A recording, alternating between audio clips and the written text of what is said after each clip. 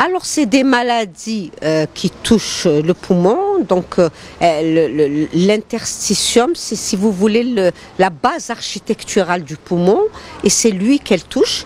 Et les alvéoles, donc, qui permettent de respirer à côté. Et c'est diffus, donc ça atteint tout le poumon. Et ça a des caractéristiques chez l'enfant positives et négatives. D'abord, pour commencer, chez l'enfant, quand il est un peu grand, le pronostic il est meilleur. Quand on le traite assez tôt, même quand on ne connaît pas l'origine, on arrive souvent à ce qu'il s'en sorte. Par contre, il y a des pathologies chez l'enfant qui sont beaucoup plus graves, celles qui se manifestent en période néonatale, etc. Et on en a une petite série peut-être, mais il doit y en avoir beaucoup plus parce que c'est des maladies souvent génétiques et vous savez qu'on a beaucoup de consanguinité chez nous, etc.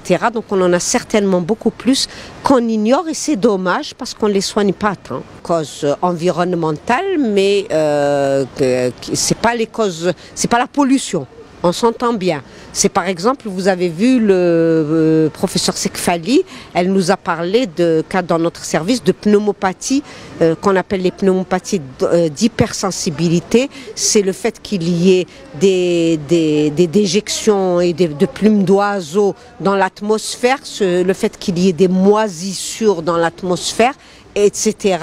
Plus que, c'est pas le tabac, quoi. Et le principal traitement dans les pneumopathies interstitielles diffuses, c'est la corticothérapie. La corticothérapie, elle est disponible dans notre pays. On peut la faire, il faut la faire parce que c'est des très fortes doses, donc il faut la faire avec des précautions, etc.